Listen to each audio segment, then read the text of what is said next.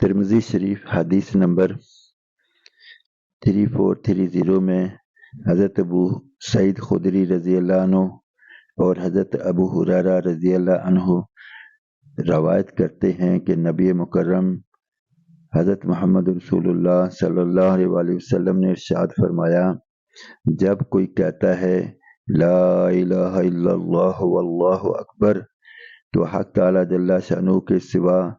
کوئی معبود نہیں اور اللہ تعالی ہی سب سے بڑے ہیں، تو اللہ تعالی جل شانہ اس کی تصدیق کرتے ہیں اور فرماتے ہیں لا الہ الا انا وانا اکبر، یعنی میرے سوا کوئی معبود نہیں اور میں سب سے بڑا ہوں۔ اور جب انسان کہتا ہے لا الہ الا اللہ وحدہ، یعنی اللہ کے سوا کوئی معبود نہیں اور وہ اکیلے ہیں، تو حق تعالی جل شانہ تصدیق فرماتے ہیں اور فرماتے ہیں لا الہ الا انا وانا وحدی، یعنی میرے سوا کوئی معبود نہیں اور میں اکیلا ہوں۔ اور جب انسان کہتا ہے لا الہ الا اللہ وحدہ لا شریک لہ،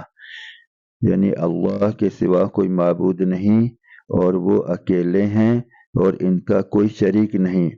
تو حق تعالی جل شانہ تصدیق کرتے ہوئے فرماتے ہیں لا الہ الا انا وحدی لا شریک لی، یعنی میرے سوا کوئی معبود نہیں، میں اکیلا ہوں اور میرا کوئی شریک نہیں۔ اور جب انسان کہتا ہے لا الہ الا اللہ لہ الملک ولہ الحمد، یعنی اللہ تعالیٰ کے سوا کوئی معبود نہیں، انہی کے لیے بادشاہت ہے اور تمام تعریفیں انہی کے لیے ہیں، تو حق تعالیٰ جل شانہ تصدیق فرماتے ہیں اور کہتے ہیں لا الہ الا انا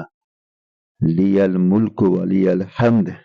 یعنی میرے سوا کوئی معبود نہیں،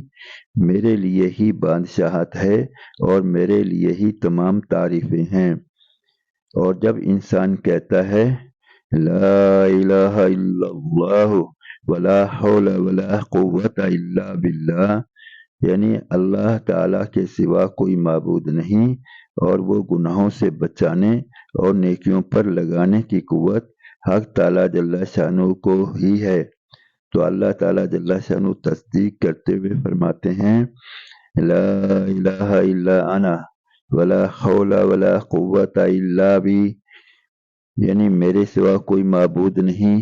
اور گناہوں سے بچانے اور نیکیوں پر لگانے کی قوت مجھ ہی کو ہے۔ رسول پاک صلی اللہ علیہ وسلم نے ارشاد فرمایا، جو شخص بیماری میں ان کلمات یعنی لا الہ الا اللہ واللہ اکبر، لا الہ الا اللہ وحدہ لا الہ الا اللہ وحدہ لا شریک لہ لا الہ الا اللہ الملک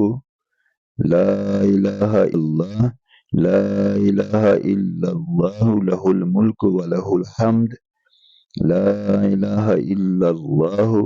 ولا حول ولا قوت الا باللہ پڑھے اور پھر مر جائے تو جہنم کی آگ اسے چکھے گی بھی نہیں، یعنی وہ جہنم کی آگ سے محفوظ رہے گا۔